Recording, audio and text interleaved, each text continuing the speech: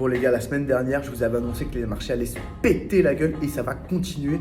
Je me suis un peu fait clasher d'ailleurs, bon c'est un peu l'état d'esprit de TikTok, mais je vais vous montrer en 3 arguments pourquoi ça va continuer à se péter la gueule. La semaine dernière, les gars, c'était le thème de l'intelligence artificielle qui faisait défaut. Nvidia qui est en difficulté parce que cette entreprise chinoise est en train finalement de certainement saccager son bénéfice avec un coût finalement beaucoup moins important et donc des milliards investis dans l'intelligence artificielle aux États-Unis remis en question. La deuxième grosse raison pour moi, c'est effectivement que la Fed est en mode wait and see, comme je vous l'ai annoncé la semaine dernière.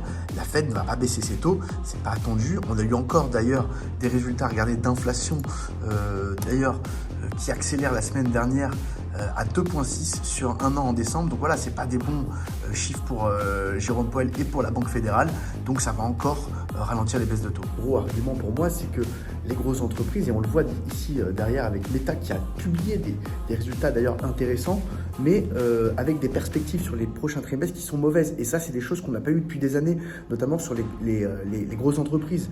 Meta, notamment Apple qui est effectivement en difficulté en Chine avec les iPhones. Donc encore un argument. Et le dernier gros argument, il est devant vous, mesdames et messieurs, c'est la guerre commerciale déclenchée par Donald Trump, effectivement, avec le Canada qui a déjà répondu, le Mexique, la Chine et Emmanuel Macron qui répond déjà à Donald Trump, évidemment, qui va s'en prendre à l'Europe. Donc, comme je vous l'avais dit, comme je vous l'avais annoncé, peut-être avec 48 heures de retard, mais tous ces arguments pour continuer à vous dire que les marchés ne vont pas apprécier et ne vont pas apprécier longtemps la présidence de Donald Trump. Allez, bisous!